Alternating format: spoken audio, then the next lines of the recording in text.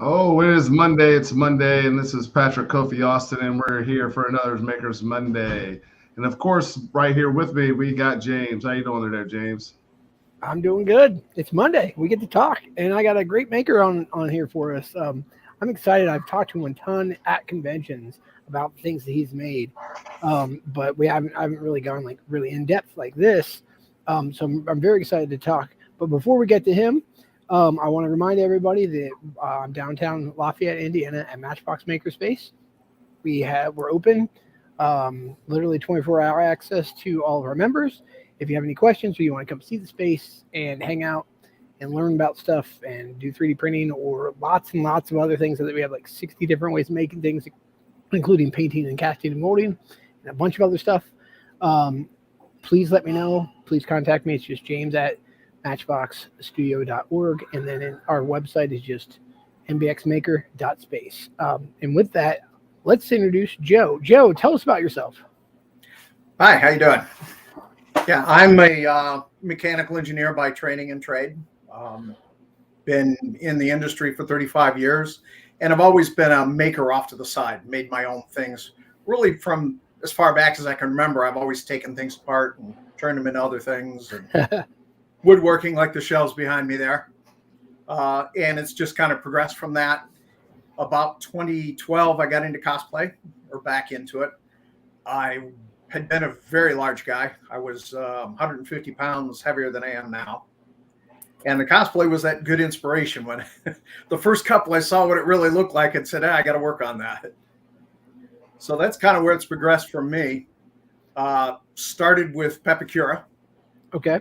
And made like first costume was a Malcolm Reynolds costume. Okay. From Firefly and Serenity. Yep. Went on from that to Pepicura and made a Rocketeer costume.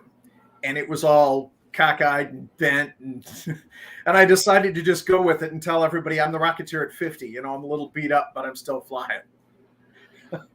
And I still have that helmet and rocket pack and look at it and remember using googly eyes for the rivets and that kind of thing. For me, the fun of making is problem solving and figuring out how to make it better. When I'm going to make that next one, what am I going to do different? And because I'm making them primarily for me, and I've sold a few to friends at, budget prices. Lately, I just give away things. If it's somebody I like and they got a challenge, I'm going to make it for them because that's cool.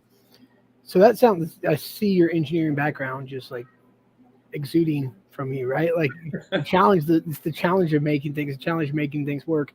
So you've made lots of different things, but how I know you and what I feel like at least that you're known for, at least in the people I know, is the Rocketeer cosplays that you've done. You've done can you take me through all of them? Because I know you have a few. I did an original Rocketeer. Mm-hmm. I then redid it with a 3D print from my designs, and I've continued to iterate that design over the years. From there, I went with my nieces and nephews, and the four of us went as Rocketeer, or five of us. Sorry, Claire, the youngest one.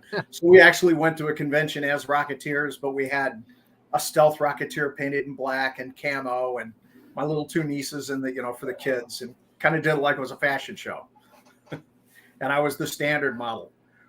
We did that for a couple of years. Once I got bored with it, I kind of said, what can I do with that rocket pack now that I'm not using it? And I said, Captain America. So, and that was the first costume I ever saw you with when I was wearing it. Yeah.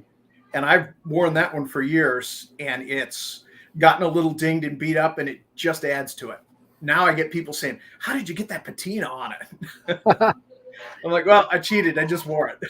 Yeah, it's true weathering. That's really the long game weathering. Oh, yeah. And since then, I've done a couple of Iron Man Rocketeers, mm-hmm. A Fantastic Four Rocketeer. The most recent was a Green Lantern Rocketeer. So I normally would ask how you got into it, but I feel like you covered a lot of that. What was the rocket speed, and what makes the Rocketeer so special, at least to you? Me, I like the comic originally, and just that Art Deco look to it, and the period piece in the movie. It was just so well done, and it didn't get the kind of love it deserved at the time. And I did the Rocketeer because of Pendragon costumes. I bought a jacket from them and looked at it and said, man, that'd be a perfect Rocketeer jacket, even though it's not anything close to the movie. And that was my first Rocketeer, and that kind of got the ball rolling. And then it was really the nieces and nephews wanted to get into it then. And I said, sure, I'll make rocket packs for you. Now, was that before or after the cartoon for kids came out? Because I know my kids. This is probably 9 years ago now. Okay, so that was pre-cartoon. You had your little kids into the Rocketeer when it was just a movie. Yeah. Yeah. Okay. Cool. And so tell us. I mean, I know you do a ton of stuff with like resin and other things, but tell us some of your, I guess, other ways that you make things. For me, it's all about combining and using everything that I've learned over the years. So I'll do a lot. I did a lot of FDM printing, and starting with one of the Da Vinci XYZ, you really couldn't dial it in. Whatever you got, you got. Yeah. So I got very good at post-processing, and I've always worked with ABS because that's all I could get at the time. So I've never dialed a printer in, really, which is sad to say, but I do a lot of post-processing, and I can make it just the way I want. And I'll get failed prints, and I don't throw them away. I'll toss them in a bin. And I've actually built 2 rocket packs out of those parts that I've looked at them and said, hey, I can rework that, and I know how to fix that now, and maybe I learned something new. Same thing with fiberglass. From the Pepicura, I made 5 Judge Dredd costumes all out of fiberglass. And that was paper Pepicura for people who don't know. Yeah, that was the cardstock. Yeah, so the way it works is Pepicura is a program that lets you like paper model, and you're basically going to make something out of a paper model, and then usually you cover it in fiberglass, or some people cover it in other things too. Mm-hmm. So you did 5 Judge Dredds out of that. And me and the 4 kids, we all went as Dredd. Now at Gen Con, that created a sensation because they're all a little short, and we actually got thrown out of the dealer's hall because we were causing traffic jams. They stopped us, took pictures, and then said, all right, now get out. Yeah, so which Judge Dredd was it? The one from Dredd or the one from the Stallone movie? It was the original comic Dredd. Oh, we actually were the Browncoats of Mega City 1. So we actually had a Mal, a Kaylee, a River. Fantastic. And each carried a prop from the TV show. Yeah, so you're also a Firefly fan or Serenity fan. Oh, yeah. You mentioned that that Mal was the first costume you've done. You also, I think you mentioned, didn't you, or maybe it was Rocketeer, or it was something from one of the movies that you had made like a replica of, you'd modeled it, right? Yeah, I've made a lot of models over the years. Star Blazers was one of my big things in the 80s. So I actually got a couple battleship models and a submarine and made my own Star Blazer ship. So I've always tinkered with that kind of thing. And I still have it in a cabinet. I look at it and go, that's not very good. But I mean, that's how you learn, right? Yeah, and I've also learned to be happy with my props.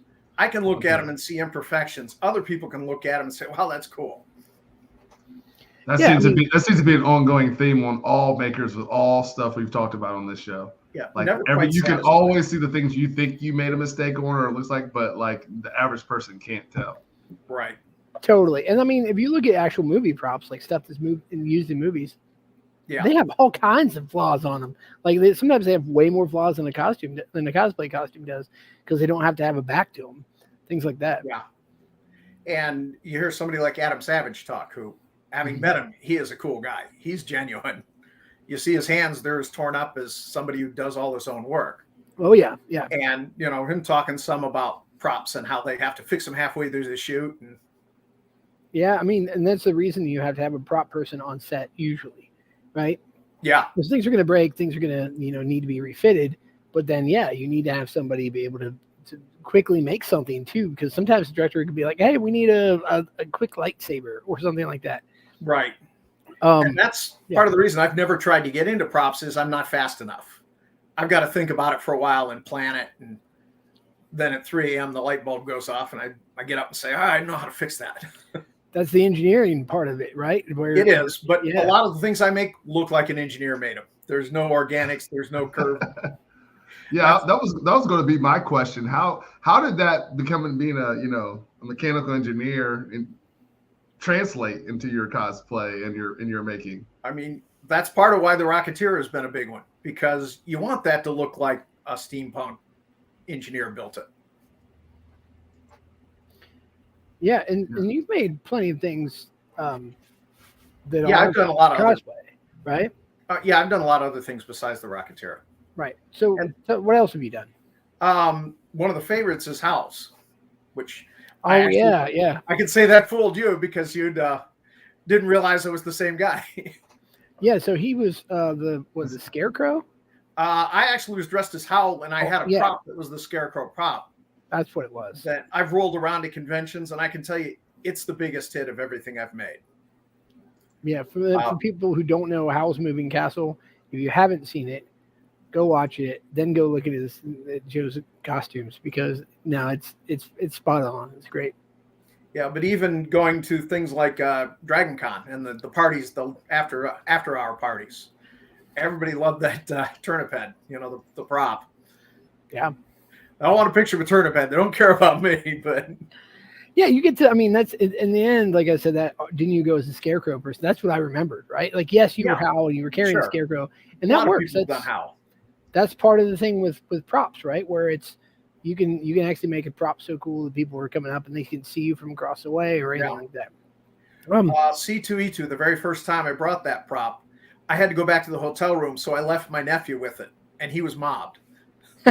Even though he wasn't in costume, he said he had 100 people come up on a picture with it.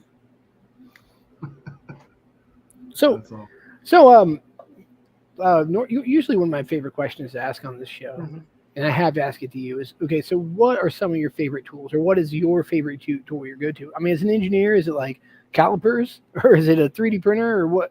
Where are you at? The 3D printers are the big thing, and I've pretty much switched exclusively to resin right now because I don't have the space for all of them to set them up. Some people have drug problems. I have 3D printer problems.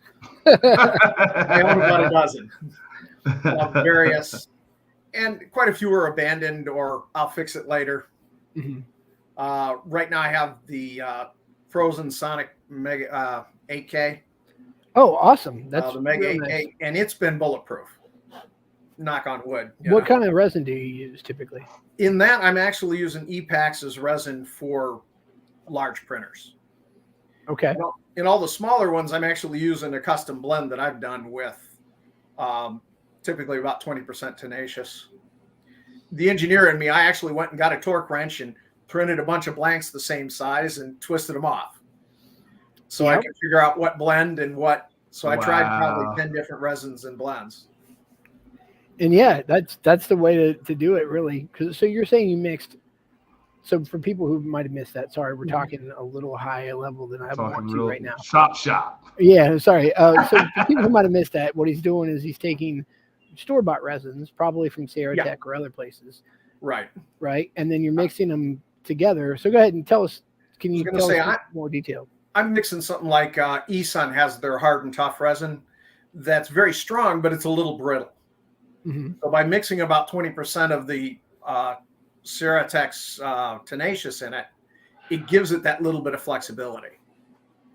The tenacious is way too soft by itself. It never broke, but it just twisted and twisted. So I actually tested it to where if I turned it and it took a set, that was done. If I twisted until it broke on my testing, which I see guys doing that on the YouTube videos and say I should do that, but I was about to say just the testing. One of my favorite things about you when I've talked to you, you seem like you do this strictly for the love of it and the fun of it, because you don't have a YouTube channel, you don't have that much social media, do you? No, not really. I mean, I keep meaning to post to Facebook, but mostly I just lurk.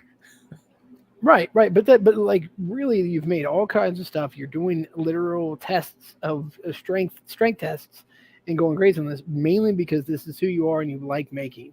You like building so much. Right. And I want it to work.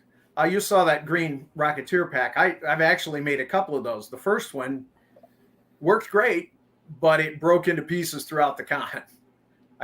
So I actually re-engineered it, changed some of the, everywhere it broke, I reinforced, and then I changed the blend on the resin. So and the last one survived. Yeah. So what's as an experienced resin printer who actually makes large, because you're making, a lot of people make little things. I Yeah. do. I make little things out of resin, and I make the bigger stuff out of FDM. You make these large, jetpacks and helmets straight out of resin.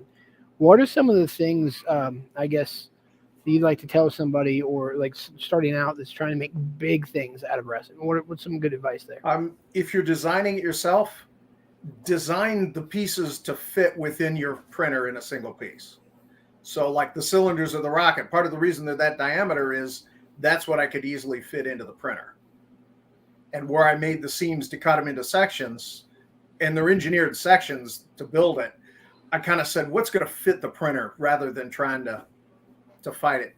Well, things like my shelves back here, I designed them first, but I picked all the distances based on the board lengths I could get from Home Depot, and said, all right, I'm going to make it to fit that length, and the scrap from this whole project fit in a shoebox.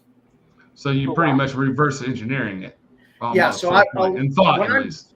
Yeah. When I design something, I'm looking at how to. The other thing is, if you're printing really big props, spend some time really planning where you're going to try and make your cuts. Don't just say, well, here and go. Look at where your seams are. Look at where you're going to be able to repair that when you do it. Yeah, I mean, modeling in your seams and making it look like. I mean, that's it doesn't matter if it's props or whatever it is that you're making. Prototypes we do all the time. It's just one of those things that you got to make sure to think. Okay, this is going to have to be multiple parts. Yeah. Where's it go, right? And for me, it's a little easier because I can make it once and spend a bunch of time repairing flaws. You're going to make it, and you're going to have to make a few of them. You better design it to be able to make it repeatedly. Yeah, and I will say the nice thing about you having your things, as opposed to when you sell it or you give somebody a prototype or like a sales model, the maker, the person who built it, is no longer with the thing, right? So it can go off and it gets broken or something else. Nobody can fix it or knows how to fix it. It has to send back or So with repairing, you said you've done a decent amount of repairing. Obviously, we have to do repairing all the time on stuff. What are some tips and tricks for repairing resin? I continue to learn with it. What I've actually started doing the last couple of helmets I've printed, with the resin prints, you'll get a seam that parts because it sticks to the FEP and then pulls loose later. Now you got a gap in your print. JB Weld has their plastic weld. That's a 2-part in a tube that actually keeps, so if you only use a little, and I'll actually back with tape and just fill in with that, and it'll bond and be as good as the resin. So I do a lot of that kind of thing. As I'm lining up seams, I'll maybe just tack them together a little bit and fiberglass the inside of the helmet along that seam. The fiberglass will actually stick a lot better than super glue will stick the two pieces together. Oh yeah, yeah. Yeah, the super glue has been my go-to, and I've actually switched over to 2-part epoxy and having much better luck with it. So if I have a seam that maybe gaps slightly, because the helmets, you go to put two halves together, they always want to get little gaps and seams. So I'll actually tack it with super glue in a couple spots, run tape on the inside, on the outside of it, and then fill the inside and fill all of that with 2-part epoxy. Right. And then, so you do, which 2-part epoxy do you like the best? Whatever I can get cheap. I haven't been real particular on it. JB Weld is great, but it's expensive. I'm impatient, so I get the 1-minute epoxy if I can find it. Yeah. I mean, honestly, the 1-minute epoxy works really well too. Yeah, I like the Bob Smith Industries 5-minute epoxy. That's my favorite 2-part epoxy. But the JB Weld stuff is amazing as well. Yeah, it is pricey though. Yeah, I mean, here's the thing though: if you're going to spend that much time and that much effort making something, or you're making something to last, you do want to make sure that you spend a little bit more on it. Well, not that you have to spend more on it, but you want to make sure you don't have to repair it again. Yeah. And like I say, for me, I haven't dialed any of my printers in, which I should be embarrassed about that, but I'm not, because it's for me, and I know I can fix the things, and sometimes that's as fun as. Just remember, when you sand resin prints, you're going to react to it just like the raw resin. Oh yeah, I get rashes wear a mask with resin if I'm not careful. Same thing with sanding. Yeah, I have heard that from multiple different people. Wearing a mask, wearing goggles is important too. If you don't, especially if you're kicking a lot of it up. Yeah. For people who don't know what a resin printing is, actually, there's one right behind me. It's that thing right there. Mhm. That's a resin printer, and we have a couple of them. Basically, has a vat of resin of liquid that basically solidifies as it flashes, and basically turns liquid into solid, which is really cool. Very, very detailed, very smooth right off the bat. But it does. You have to wear gloves when you're working with it, so because it can be a skin irritant and like an eye irritant as well. So yeah. And even if it doesn't irritate you, next year it will. You know, because it didn't irritate me for a long time, and now if I get a drop anywhere on me, I'll get a dozen spots start to break out. Yeah. So that's an allergy that you can get for it too, or you get to it. So Kale is chimed in here. When it gets to 90% working stage, there's a high chance it'll never be 100%. I couldn't agree more, Kale. That's very true. And I've actually got things that I've never finished because of one reason or another. I 3D printed a classic 70s Iron Man costume. I got it to the point of ready to paint it, started working on straps for it, and realized I'm never going to be able to wear it. It's going to pinch everywhere. And I just kind of set it in the corner. Someday I'll go paint it a glorious red and it'll look fabulous. But yeah, and you can take stuff like that and put it on display. Right, which is the plan. And yeah, I mean, I think he was talking about tools there.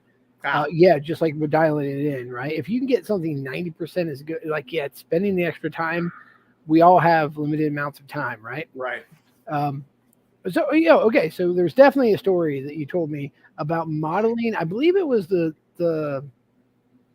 belt buckle for. Yes, the Rocketeer belt buckle. buckle. Rocketeer. Yes, tell us about that and your Rocketeer belt buckle. Yeah, it's actually kind of interesting because Adam Savage did a YouTube video on that in his tested site, talking about parallax and working from photos on a prop and in looking at it and how different it could be.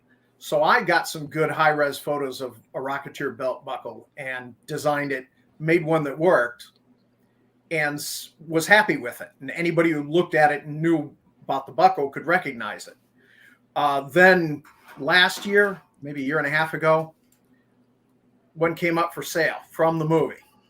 So that's an actual prop from the movie that I bought and realized I wasn't even close. You know, and while it was a great buckle and it worked, it looked like it sort of, when you actually saw the real thing, it wasn't close. So I actually then took this and carefully measured it with, got vernier calipers and tested every angle I could and made sketches. A lot of my work, I actually start with a sketch where I'll make just a sort of a sketch of it, start throwing dimensions on it. Even though my sketch isn't dimensional, I'm going to draw it in CAD based on those dimensions. I do all my modeling in AutoCAD. It is a terrible 3D modeling software. It has no tools. AutoCAD's so hard to use, just in general. I was about to say, like, jeez. See, I've had 35 years with AutoCAD. Yeah, I love that you do that, though. That's great. Well, I recognize the problem is something like SolidWorks is backwards thinking the way of AutoCAD. With AutoCAD, you draw things very precise and you have to draw them precise. With SolidWorks, you just sort of draw it and then you make it precise. And AutoCAD, if you make a solid, you can't just stretch it and make it longer. You have to jump through hoops and slice it and expand it and weld it back together. Yeah. Now, here's the thing. The people who like AutoCAD, right? They've got experience. Yeah. They think that way. They were trained in that way. I used to use AutoCAD back in the day when I was an engineer. I hated it back then, and I still hate it now. I'm glad I never Yeah. I just can't. I don't think that way, right? But I totally understand that how you do it. That's great. Yeah. See, and because I started with drafting, it's more geared towards drafting. Yeah, that's what I was doing. I was drafting with it. Yeah, but I mean, I actually started with paper and pencil drafting. Oh, yeah. So you had to lay it out and get it right and then work from there. And I started AutoCAD in 86. So that's a little earlier than I did. Yeah, I think so. Yeah, you got me on that one. Yeah, talking about the Rocketeer belt buckle, I did finally, this is just an example of for my Iron Man costume. But you can see that's a pretty close buckle for one that functions. That's not pretty close. But- That's damn near perfect. Yeah, Look at that pretty much looks. You say it looks a lot different, but it doesn't really look that. No, much no, that- different. Well, this is the second one. Yeah, so This is you what I had remodeled one to it. work from. I got Okay. it 99% of the way there. Now, do you have your Okay. old one there? The one that like? Unfortunately, I don't have one. I gave them all away. Oh, yeah, because You you're know- like, it's not accurate anymore. Get this out of here. Right. No, I have them, but I don't have one printed at the moment. I still have all the files. Oh yeah. That is one thing that I could do a lot better is organizing all the designs I've done over the years. Oh man, you and everybody else, and every photographer I know, every Yeah. videographer I know, every engineer I know, all those people, just file organization is the worst. Who? Yeah, and I actually have had, something that propagated through models that I couldn't fix in AutoCAD because the tools aren't great. So I may have a seam that didn't match up quite right. So I've got a little shelf in the thing and I'm tired of sanding it off, but trying to dig back through the old files because I keep a lot of versions of them. If I make a major change, I'm going to save it under a new name with the date on it. So I can at least try and go back and get where I was. Well, yeah, that's super cool. I'm super glad that you got your hands, because you're the biggest Rocketeer fan, at least I know, right? And you got your hands on the actual buckle. You got to see how well you did or not did, and then now you have the exact model cast of it. I get not cast, but like exact. Yeah, I mean, I didn't scan it. I actually just designed it in CAD and carefully measured everything. And I'll take a picture of something and drop it into CAD and get most of my outlines started with that. So I'll actually scale it to what it should be, the picture, and then draw over it. That's cool. So, have you tried using mini scanners? I've tried buying one on Kickstarter and it hasn't shipped, and then they got in trouble for. Reality has a little heat. They say they've sorted it out and they'll ship it to me, but. I'll say this. I'll say it again. How many times have I said this on the show? Stop buying Kickstarter stuff. I understand that like everybody wants to. I've been burned on it too. Sometimes it works out, but man, maker stuff and Kickstarter stuff does not work well. Right. Yeah. A lot of it is how delayed it is. Okay, I just got a printer today because yes, I have a problem. But I ordered it, 9 months ago on a Kickstarter, and it's 6 months late. Yeah, and it's not out of date, but it's not exactly the newest thing, probably. Which is But to me, that Frozen. The Sonic has done so well, other than being really slow.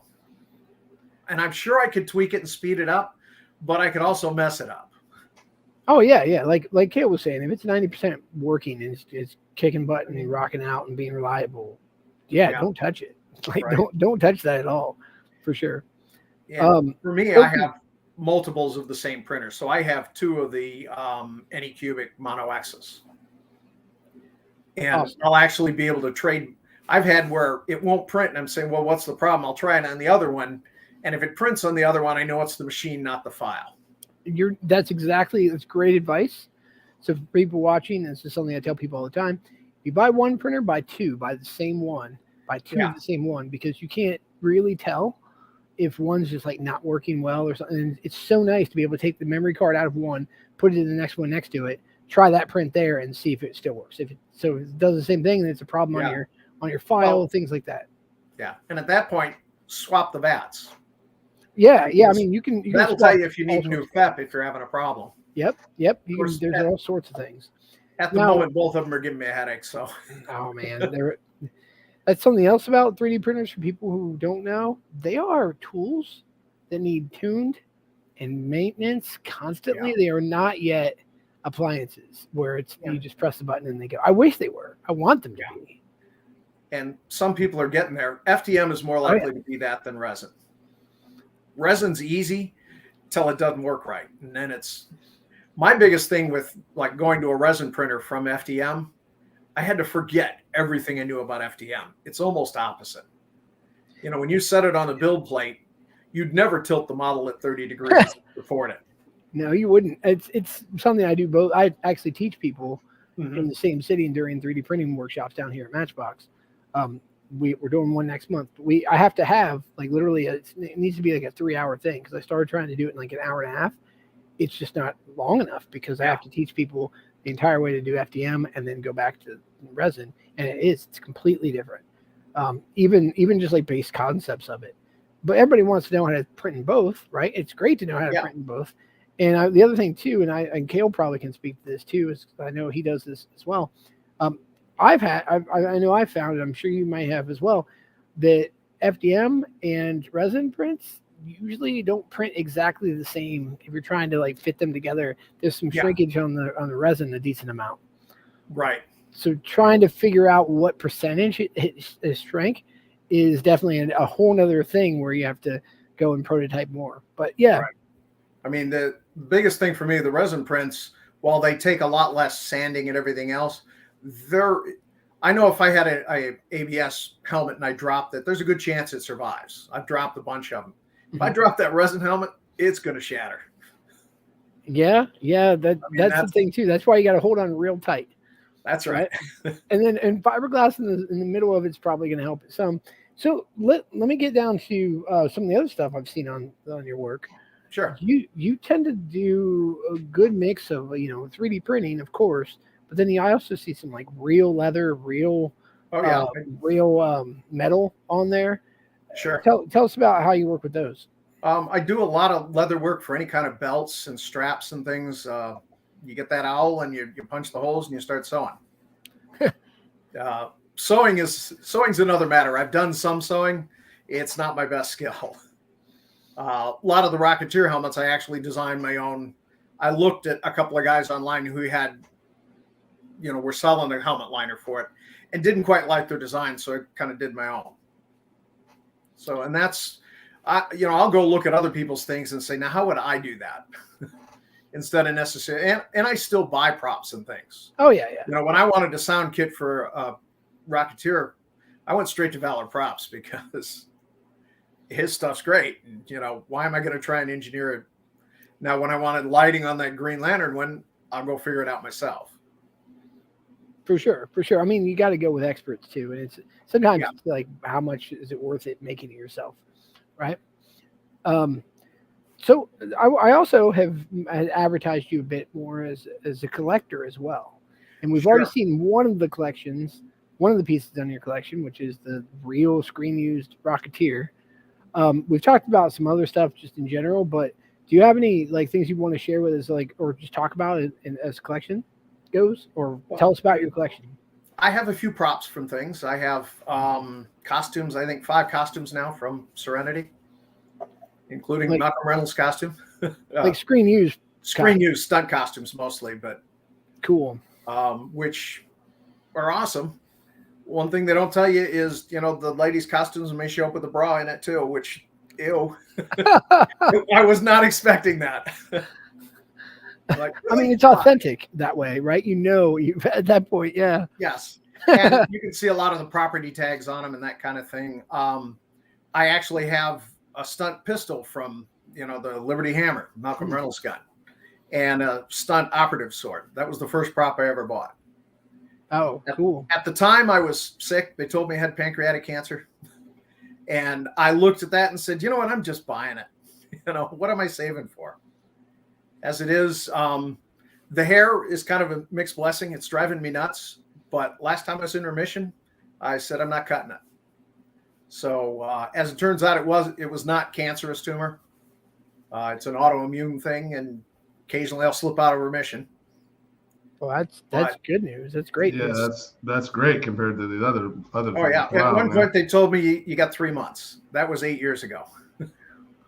Wow. I'll tell you, nothing will make you find religion faster than. Yeah, right. When they tell you have a couple months, and then or also make you buy props off the prop store or whatever. Right. Yeah. I was looking at it and saying, I don't want to spend that. It was about $1,200, and I'm like, you know what? What am I keeping it for? Right.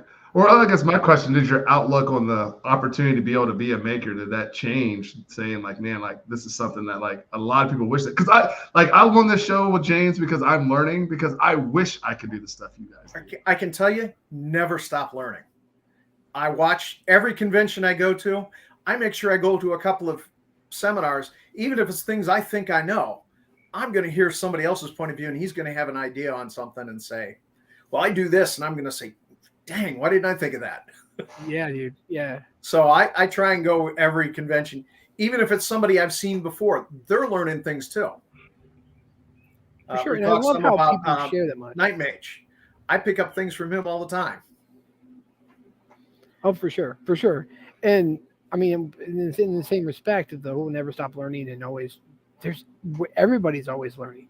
So there's people who have been costuming or making leather work for the longest time, and then all of a sudden somebody will be like, hey, did you guys see that we could do this other thing? Or something will come in from another, like from metalworking, a tool for metalworking will be used. And one of my favorite things about the maker community is that we do share. Typically we share, and when you go to a convention, like you were saying, at panels and things, it's fantastic. I love that you mentioned that you go back to see the same people over and over and over, because I feel the same way. Yeah. Well, I can tell you, early in my engineering career, starting out, I had questions, and I had a couple of older guys who knew exactly what I needed to know, but until I stumbled on the right way to ask them with the right buzzword, they wouldn't help me. And it used to make me so mad that I've always sworn I'm never going to be that guy. If I know what they need, I'm going to go help them. Why? Yeah, and you've been very helpful. Like, you and I have talked for hours sitting at conventions and just talking about making and things like that. But you've been very helpful on adding any knowledge, like be very forthcoming with it, right? Yeah. Where I'm like, hey, how'd you make this? Or I don't even have to ask. Half the time you're like, oh yeah, I did this and I did this too, and there's something, which is great. And I very much appreciate that, especially since it seems like you think differently than I do, as far as from like the engineering. I tend to be like, oh, did it fit? No, I'll cut it off and cut more off. Did it fit now? Like, and I don't design things as much as. See, and I'll actually go back and re-engineer something. That rocket pack, if you look at the first one versus what's funny is I had my original prototype one that didn't work and pieces didn't fit. And I figured out how to cut a couple pieces off, reprint like some adapter rings, made a good rocket pack out of it, and gave it to a friend of mine. Said, here you go. Made a helmet. And his wife dressed as, Benny, but yeah. And met him in a convention, actually at Dragon Con, and we had a good time. Very cool. But to me, that's something that I could fix and get something out of. Speaking of Dragon Con, because we've talked about it multiple times on this show and other shows too, Kofi, Dragon Con's happening this year. It is. You got to Atlanta. Yeah, that's Labor Day your weekend. hometown. That's pretty much home. Joe, are you going to be there? I am going to be there this year. Okay, cool. I actually was there last year, and it was a little low key, but still. And the thing with Dragon Con is, the really good parties run until 2 a.m. The great parties start at 3 a.m. I mean, it's not for the weak. Yeah. So for people who don't know, Dragon Con is just like not all of Atlanta, but a lot of downtown Atlanta. A bunch of people during Labor Day weekend get together in costume, and it is like just 4 days of people just being in costume throughout multiple hotels. It's a pretty big convention. It's kind of more of a mecca for the people who do a lot of costumes. Everybody hears about San Diego Comic-Con. That's really great for like media announcements. Yeah, exactly. Yeah. And I mean, there's a lot of really cool people and costumes and everything else that go there. But Dragon Con is very much about the going and having fun and hanging out in costumes more than anything else. I feel like, at least it is. It's the biggest costuming. Well, the first year I went, I took 8 costumes and it wasn't enough. Yeah. I feel the same way. I took my best stuff. I'm like, wow, I measure up. And you'll also get people with the most obscure things. Mm-hmm. Yeah, I enjoy that too. I enjoy the fact that a lot of people do like interactive things too. Yeah, right? And I'm sure people there love your costumes. Yeah, if you've seen like Kung Fu Hustle. Yeah, the landlord's wife. There were at least 5 people dressed as her with the slipper running around. Yeah, with the cigar. Or cigarette, I mean. Yeah. Hairpins. Yeah, I know exactly what character you're talking about, for sure. So to me, Dragon Con's not like any other convention I've been to. I've gone to comic conventions, which those don't exist anymore. What do you mean? When I went to comic conventions, it was 100 comic dealers and they're all selling comic books and you're trying to fill holes in your collection. Okay. They're much more multimedia conventions now, and you'll see a couple of comic dealers. Well, yeah, and which I don't mind. I'm okay with it, but I have friends who hate it. Like basically, like what is it? Expos and not even that. What is it? Like C2E2's. Like C2E2 is the closest to still being a comic convention. But they're still always talking about how they're just like full media. I'm drawing a blank on multimedia. What it's called. Yeah, exactly. It's what you were saying earlier, where it is more than just a comic book, more than just it's a pop culture convention. Yeah, pop culture. Thank you. That's what it is. All right. There we go. Yeah. But that really is why it's still here. I mean, it's not 20 dealers in a dirty room in a gym, which is a lot of the conventions I went to and worked with friends. And my favorite part about all of this, and as a cosplayer and as a maker and as a movie person, and by movie person, I mean like person who enjoys watching movies, watching all these like Marvel movies and everything else. I mean, it works so well together. And in like that rising tide, all boats, get higher. Why not embrace, the nerddoms, like all of the nerddoms and the fandoms, and a comic book person. I know a lot of people like yourself who are really into comics, but also do cosplay. I know some people who've done cosplay and have gotten into comic books because of the cosplay. It certainly has changed. I'd say in about 1980, I'm going to one of my first comic convention. I've never been to one before. So I made a Spider-Man costume and wore it to the convention, and I got laughed out of the place. Wait, what? Because nobody wore costumes? Because nobody wore costumes. Oh, wow. I was going because my friend had a table. I was helping him work the table. I said, I'll dress as Spider-Man. Why not? I mean, even in the 70s, Moon Knight was one of my favorite characters. Back in the 70s, back when he was fighting werewolves. Wow. So I actually made a Moon Knight costume just because I was 12 and I damn well wanted a Moon Knight costume. And I mean, people still dressed up for Halloween back then, but I also don't even think that was as serious, right? No, there was a lot of store-bought. I actually have had friends that before doing cosplay had Halloween costumes every year. So I had museum replica props, if you remember those old, was the probably early 90s, mid 90s. Yeah, they came out with really good quality props from Marvel mostly. So Captain America's shield, Thor's hammer. Mm-hmm. So every year I took one of those props and dressed as that character. So the final year they had it, all I had left was Elektra's size. So I got my sister to make me a simple red dress. She told me hard for life. Yeah, I mean, you can represent, right? You can represent any character across the board. It's totally fine. Yeah. And, it's a group of friends. It was funny. We all enjoyed it. Oh, yeah. So, Kofi, you have any? I know we're talking. I feel like we're blasting through a lot of these. We're talking nice and fast. All right. Don't mean to close you out.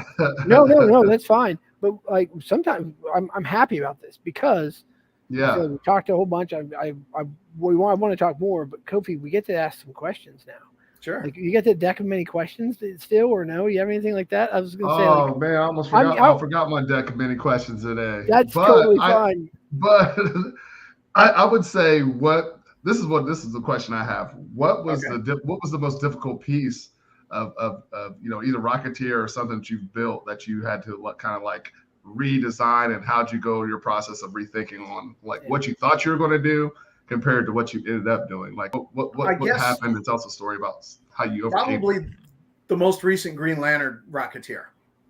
I've done the Rocketeer a lot. I've printed those files a bunch of times, and I printed it, and it was very difficult to get to print with a resin printer. That was the first rocket pack I've done in resin, and it failed miserably at the convention. Pieces broke off everywhere, and I went back and re-engineered all of that, and then figuring out how to get it clear and to polish it and clear coat it so that it looks like Green Lantern made it with. It was a much bigger challenge than I ever expected it would be. Yeah, making things translucent is rough. So you did a great job with that, for sure. I appreciate that. I think what I told you is if you ever take a commission on it, triple your price. Because you're going to waste that much. No, that's good advice. That's good advice for anybody. If you're taking commissions on something you haven't done before, triple the price for sure. Yeah. Realistically, you have to set your price and stick to it. Mm. My father, for years, made wooden toys and sold them in craft shows. Oh. Really neat things. I mean, you get a train 8 foot long with 8 cars and out of wood, and he wants $100. Well, he's got $90 in wood. And you get people come up and say, well, would you take 5? Well, what about $6? And he always said that the price is the price. He said his goal was to make 20 cents an hour. Yeah. So with that being said, you're a second generation maker then. I think so. Or third generation maker. I mean, I've always tinkered. As a kid, I knocked the clock off the wall climbing on the cabinets at about 8 years old. So I'm in a panic. So I took it apart and fixed it and got it working and put it back up. Next day, Mom yelled at me and said, you were climbing on the counters, weren't you? I said, well, how'd you know? She said, the clock was broken. So, as long as I can remember, I've always had little bits of junk that I'm making things out of.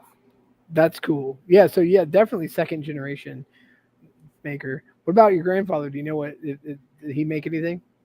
He did a lot of that kind of thing. He really, my dad's side, he was a jeweler, had a jewelry store, and actually in Indianapolis. Yeah. There you go. Repaired watches. So he died when I was 1. I really never got to know him. Well, and then you're repairing my mother's father died when I was 12. Mm. So I can remember him woodworking and fixing things and making things out of sheet metal, but never really got that chance to learn from him. And I say, Dad taught me how to fix cars. Mom gave me his car because she wanted me to drive the 5 kids around. And he wouldn't start. He said, that's a starter, replace it. That's about as much help as I got fixing cars, but I can fix anything now. That's cool. Yeah, and you became an engineer in that way. So did you always want to be an engineer? Oh, not at all. Okay. I had all kinds of different. I worked retail 10 years before I finished college. Okay. So from high school to college was a 10-year before I graduated 10 years to the day. But I went and I got a couple years of a music degree because that's what I wanted to do. Mm. And then realized that, you can't make any money at music. And it's hard. A college degree isn't going to help you. If you got to get lucky and make music, you got to go make music. And the degree is not going to help you unless you want to go teach. Yeah, there's a lot of people who try really hard in a lot of and not just music, not just all sorts of things that they are very, very passionate about. And I've seen lots of people succeed, but I've seen a lot more people I feel like succeed at their passion because they did something else for like 10 years. Right. And they got I know I did the same. Like I said, I used to be an engineer and I did other stuff. And I'm not saying I'm super successful, but I'm able to do things that I like to do now.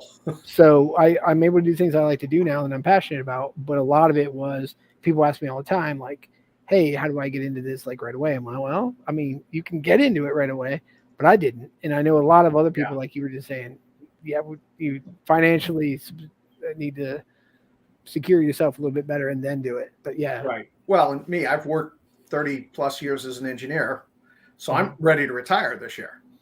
And then you can just do all the making. That's right. All the making. I'm actually looking at more comics. Shop in the backyard. I mean, you got to put those printers that you're ordering somewhere. That's right.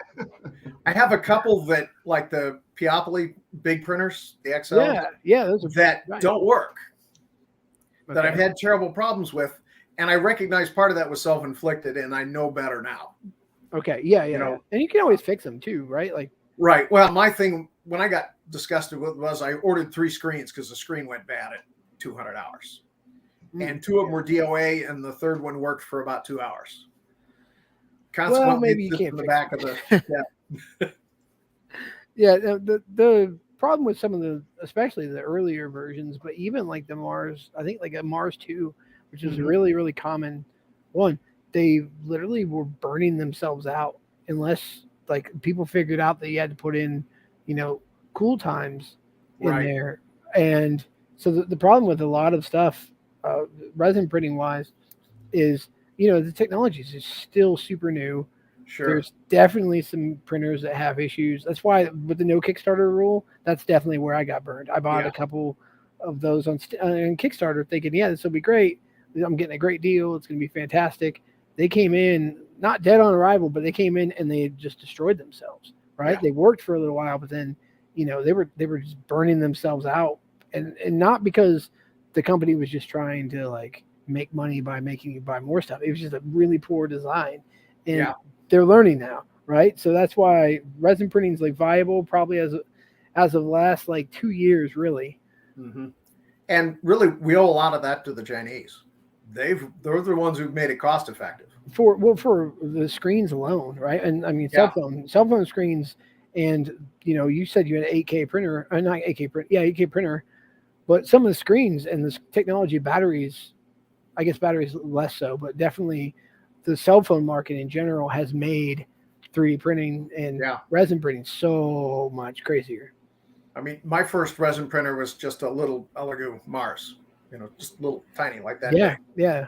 Printed a ton of stuff on it, did all kinds of things, and then it started having problems. And I'm like, well, what the hell's this? Yep. Realized I just printed it to death on the screen and had to replace the screen. Exactly. That's exactly what I was talking about. They can burn themselves out completely. Yeah. I had before, like a long time ago, probably 5-6 years ago, it was made by it's called an Ember, and it was literally made by a software company.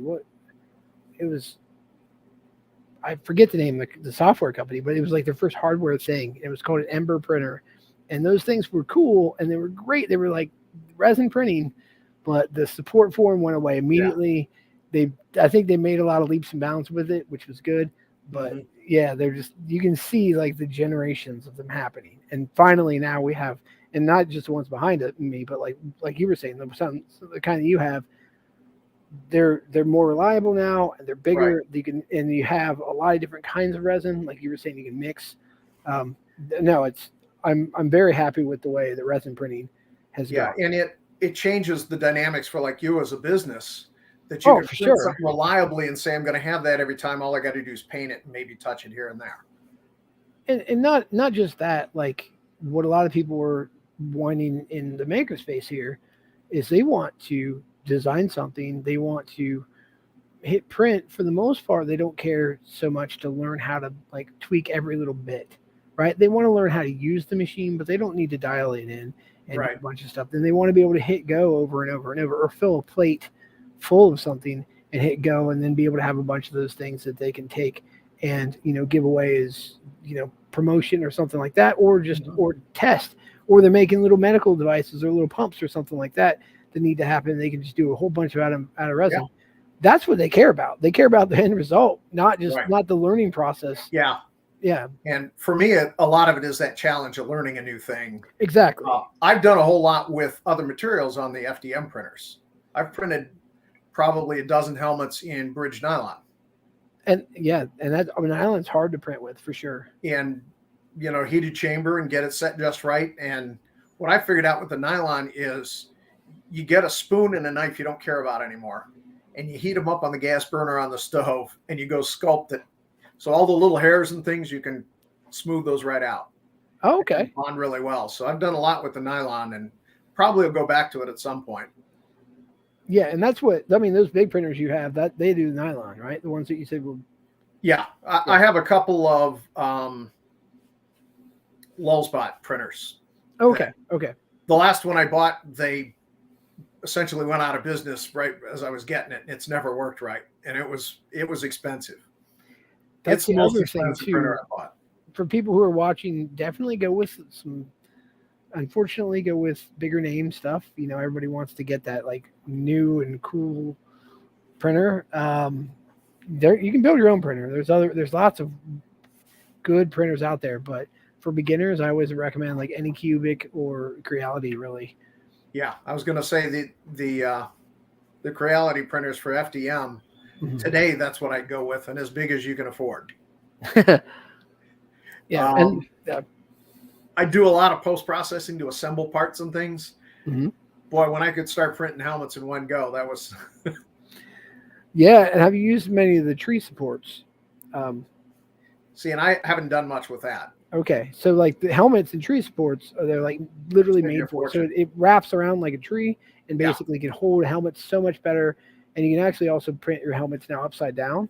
Right. So it's like basically it's like holding it. It prints it like a bowl. And then the sports are so good now that literally you can rip them off, and you don't have to do that much more sanding than you would normally on like the top of a helmet. Right. So yeah, printing in FDM helmets has come a long way, especially just with the tree sport settings. Yeah, and even how you split those things apart when you do print them. A good example, the Rocketeer helmet. I always get the fins end up, bent this way or that way. Yeah. What's happening is you're printing it flat on the bed, and as it cools, it curls away, and you can never straighten it out. So I actually split that fin down the middle lengthwise, printed the two halves this way, and then when I glue them together, the stresses fight each other. Yep, and you can definitely glue them together probably a lot easier that way than you can printing them. And that's right. Yeah, for sure. So, and those are just experience. Well, and I like that you were talking about post processing, because I currently do a lot of post processing as well, and that's something that a lot of people don't talk about when they're talking about 3D printing, right? They just the post processing, just the amount of sanding and the Bondo and everything else that you need to use on it. That's what really gets that smooth finish. I don't care how on an FDM printer, if you put it at 0.05 settings, it's going to look good, but you're still going to want to sand it. It's still not going to be smooth, right? So that's right. And you can use a higher nozzle and a higher print, and then just put Bondo on it and sand it. Yeah, I mean, I actually switched to a 0.9 nozzle. Yeah. Print faster, it's stronger, and I'm post processing it anyway. So I do a lot with Bondo and Scratch Fix. Oh, for sure. But I almost never sand below about 600 grit, or bigger numbers than that. Oh, you mean higher than 600 grit? Yeah. No, I mean, you don't really need to. 600 grit's really pretty high.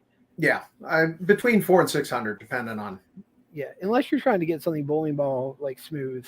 Yeah. Then you don't need to really go up that much higher. You're polishing metal, then you can go up higher. I like that 10-foot rule. Oh yeah, then you're 10 foot away and it looks good. And what he means by a 10-foot rule is the fact that exactly, 10 foot away looks good. Call it a day. Yeah, but even a lot of the Rocketeers, when I went and redesigned it, I'd always had the rivets printed as part of it, and all I have to do is print it with holes and get speed rivets and shove the rivets in, and they look 10 times better. Totally. Where I fall down is my painting. I'm too impatient. I want to peel that tape off and see what it looks like. And yeah.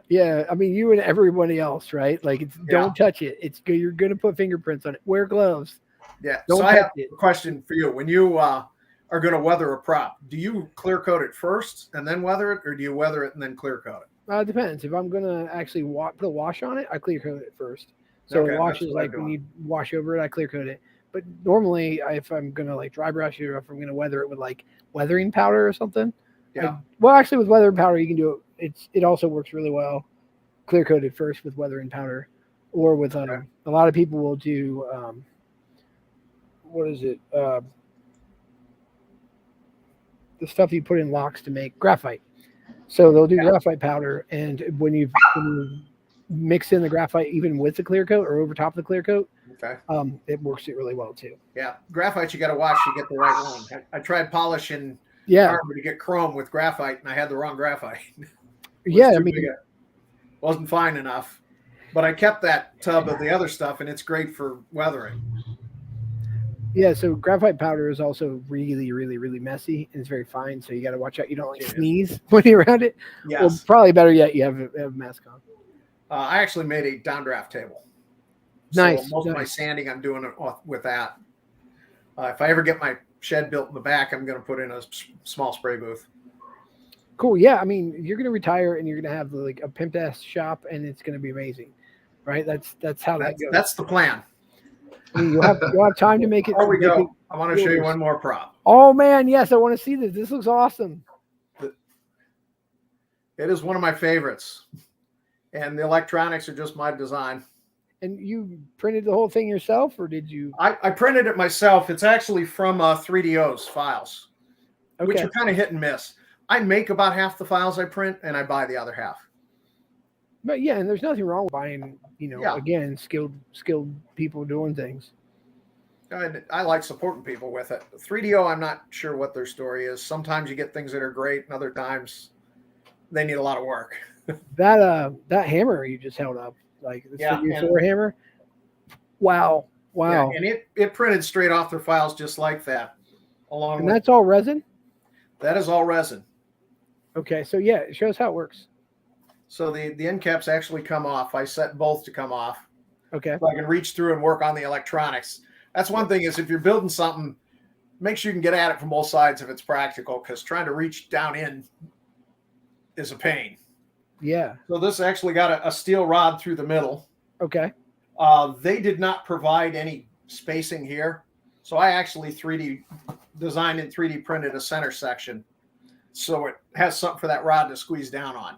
Okay. Yeah. It's pulled right through. Yeah. So they were expecting you to just like glue the rod to the top. I'm not sure what they're. Okay. And they didn't leave any recesses for nuts. Okay. So I kind of re-engineered that a little bit to allow me to set a nut in it and then set one end in resin and the other end with a nylon nut. So I can still get it apart. So this is totally where that engineering stuff came in. Yeah, I was I'm like, wait, you did what? Yeah. Yeah, you didn't know. He said he left room for the nut, the nylon nut. Yeah, like who would have thought to put it in there unless you were an engineer? Yeah, or again, it's the experience of the fact that he understands how things need to be built. Yeah. But even the Rocketeer costumes, that rocket pack actually breaks down. There's threaded rods inside. Very cool. Mountings. Everywhere I put a washer onto a curved surface, I actually engineered a flat into it. So that when really, and against a flat. Okay, that's cool. It sounds silly, but that's why my stuff survives. No, that the funny part about that is like to a lot of people that's probably not that big a deal, but that's a lot. That's a real attention to detail. Yeah, and I'm there doing it, and those are all things inside it that nobody sees. Sure. But I can fit that rocket pack in a suitcase on a good day. Yeah, for sure. Like the thing is, making your props be able to break down lets you go to other conventions across or shipping them to like movies, that sort of thing. So no, it definitely over engineering things sometimes does pay off. Yeah, and to me that's the fun of it, is figuring out and then making it better. Yeah, and I mean, and the fact that you can go in there and you have the skills and abilities to modify and put those in is super cool. Even if you do buy a file, you can just take it and rock with it. Right, and there's a lot of good file makers out there, and there's even things on Thingiverse. Oh yeah. I mean, the people on Thingiverse, even though it's free, you can tip them still. Yeah, and some people they just decide, hey, I want the world to have this. It's fine. Yeah, I'm printing an old-time diving helmet, with the grates on front. And the yeah. The guy's file is just amazing. And you got it off Thingiverse? Well, I found nothing I would change on it. That's high praise right there. You need to send him a message. Everything works on it. Printed it all in resin. Do I need it or have a plan for it? No. Is it going to look cool when I paint it and make it look like it's been under the ocean and turned green? And I mean, and things like that. What I think a lot of people who don't understand, or when they don't cosplay, a lot of your stuff it turns into just display pieces, right? Like that hammer you just showed. That's a great display piece. It's something a lot of people would buy just to put on their shelf. Yeah. Right. And not to actually wear in a costume. So what you're just talking about with the diver's helmet, you don't need to use it for anything. It can just be a display piece and it'll be like, hey, I made this. It's great. I mean, I've got pulse rifles from Aliens that I've never used. I printed a couple of Thompson submachine guns that looked way too real to ever carry. Yeah. I mean, that's cool. But then you still can display them when you want to or whatever you want. Right. So we are right around that time. Okay. We didn't talk about any of my big collections. Yeah, actually, no. I mean, we got a couple minutes. So minutes. Share some collection. I'm big in comic books. I have 50,000 comic books. 50,000. Yes. Wow. I have runs of X-Men complete, Fantastic Four complete, Avengers complete, and I'm short 4 Spider-Mans. But they're 4 of the first 10. So at this point, I'll never be able to justify the cost. Yeah, but I mean, that's you have just like we're missing like a few of everything, right? It seems like. So Marvel. So you're a big Marvel guy. Marvel. I right? have all of the X-Men. I have all of this. The amazing. That is amazing.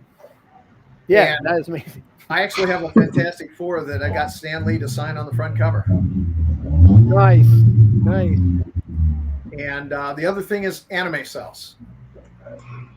Okay. I have probably 300 Miyazaki cells from different Miyazaki movies. And I bought them at the right time when they were all cheap. Now I look at them and they're tens of thousands of dollars. And I'm like, wow, I paid $100 for that. Yeah, it'd be nice to have some original Ghost in the Shell stuff for sure. I have a couple. I've got some Trigun cells, if that means anything to anybody. I've got Cowboy Bebop. Very cool. It's a sickness. Wow. So I'm going down a rabbit hole too right now. So yeah, I was about to say, Kofi. But we got in the wrong business. We got in the wrong thing in collecting. We're collecting like magic cards and like that sort of thing, which are really expensive, but they're not. It's like a sell from that's cool. That's I don't know. Cool, I know a couple guys who put themselves through college selling magic cards. I paid off all my school loans with my magic cards. There you go. I sold my magic cards to pay for a chunk of my house for the down payment on my house. So yeah. I will say that Fantastic Four, a dealer offered me more than my house is worth for it. Oh well then. And I'm like, no. Yeah, I mean, if you don't need it, if it's going to just increase in value too. That's the other thing too. There's a lot of things like that you're just not going to be able to get again, and people are way into. So it's literally the value of it is increasing way faster than you can invest your money, right? Yeah, and when you see something you like and you want, that's the time to buy it. Don't say I'll get it next year. That's good advice. You can. I say that at convention, like I'll walk around Gen Con. I know you've been to Gen Con a bunch of times. Oh, yeah. There's some dealers with some cool stuff there that you'll never see again. And if you see it and you like it, you better buy it right then because somebody else is going to like it too. Oh, yeah. Oh, for sure. Right. I mean, I've been at multiple, Quade just commented, I've been at multiple conventions where like Quade and I will be talking about something that somebody else has. And then we'll look over and it's like, oh, it's gone. Oh, no. And people do the same thing when we're at our booths. Yeah. Right. Like, I know it. Yeah. They'll do the same exact thing. I can tell you, I come by your booth every convention and I'm jealous. I see the stuff you're making and go, dang, that's so cool. Yeah. Well, here's the thing. We make a lot of the things that we make for sale. Yeah. So I will say that some of the things I like making the most are the stuff that I know that I get to keep and put on my shelf. Right. Right. So, and that's a lot of what you do. I mean, that's like mostly all of what you do. Right. Yeah. So I don't, if you like the process of making and you like having the thing at the end, I will say there's a lot of people who talk to me and they're like, well, I've thought about, what about selling some stuff? I'm like, well, if you don't want to, I mean, you shouldn't, right? You should just go with it. Well, and I've been lucky investment wise. Yeah. Or buying Fantastic Four comic books. That's an investment for sure. Yeah. Having worked retail for 10 years. Yeah. I never want to work retail again. I don't think anybody wants to work retail again. Even retail salesmen probably are like, no, that's not true. Actually, I know a few people who are very happy in retail. There's two kinds of people who work retail. You can get somebody who can have 100 terrible customers and one great customer makes their day. Mm-hmm. I was the opposite. I could have 100 great customers and one terrible customer ruins my day. Mm-hmm. So I know that it's not for me if I can avoid it. Yep. Well, I mean, honestly, I very much look forward to seeing what you do when you retire and then have an entire shop of goodies and toys that you're playing with literally all day. It should be fun. That's super exciting. And I never stop working on things. I'm in the process of rewiring that green rocket pack right now. Yeah. I found some better lights and said, hey, I could Gonna make the buttons light up on the jacket. We'll definitely have to have you back on. That's one of my favorite things too, is to talk to people and be like, hey, so we only got an hour last time. Let's talk again and let's see how you, like, where you are now. So I'd love to talk to you. I'd certainly enjoy that another time. So, but so we are right at time or about time. Thanks so much for being on the show. Okay, quick question. Yeah. We're going to be at the latest Fan Expo Chicago. Oh, yeah, we'll be there. We're in 2 weeks. We're going to be up in Fan Expo Chicago, and then I'll be at C2E2 for fun. And then I'm going to be at Dragon Con for fun. And those are the ones for sure I know I'm going to be at. Right. I had to pick Gen Con over C2E2. Oh, yeah. That was the same weekend. Yeah, it's rough. But Gen Con's been probably my most consistent convention. I've gone for 20 years. I have a lot of friends. That's the only place I ever feel. For sure. I mean, I don't blame anybody for picking either of them. They're both fantastic conventions. So I will have a new costume at Fan Expo Chicago. Sweet. We will have a booth. I like it. It's not the greatest costume, but it's one that it's not a Rocketeer, but it's close. I'm not going to recognize you then. If it's not a Rocketeer, I'll be like, wait, who's this guy? It will be a rocket pack, but it's from an inspiration for the Rocketeer. Okay. Well, don't. I want to. All right. I'm trying to get Kofi to come with me to all these things too, but it is a lot of fun. So I'll see you there on I'm not coming in until like the 8th. Cool. Yeah, no, well, I'll see you there. I'll see you in a couple weeks. That's cool. But yeah, again, thanks for doing this, and I love hearing about everything you're doing. Oh, I enjoy it. Joe, is there any place, I always want to ask this too, is there any place that we can, like, what's the best contact for you? If somebody saw this and they're like, hey man, I really want to talk to you, what's the best place to reach out to you? I mean, really, Messenger on Facebook, I'm perfectly good with. I'm kind of trying to be Ordinary Joe Cosplay, but I seem to have lost track of the Facebook page for that. Somehow it disappeared. Somebody can email me directly at joeevard@yahoo.com. I'm open to it. Okay. Really, if somebody has an interesting a lot of times I get a friend who will say, oh wow, do you think you could? And then I'll think about it and say, yeah, I bet I could. Nice. Okay, Kofi, go ahead. Nice. Well, Patrick Kofi Austin, multimedia digital marketing specialist. You can always just find me on LinkedIn at Patrick Kofi Austin, or you can just follow MatchBOX Makerspace and get a hold of me. And then over to James. Yeah, so I'm James Wolfgar, and I'm down here at MatchBOX co-working studio. MatchBOX Makerspace is in the co-working studio. If you have any questions or you want to talk making, if you want to be on the show, or you know somebody who you might want to have on or who I should have on the show, please reach out. If you're in town and you're in Lafayette, Indiana, please stop by.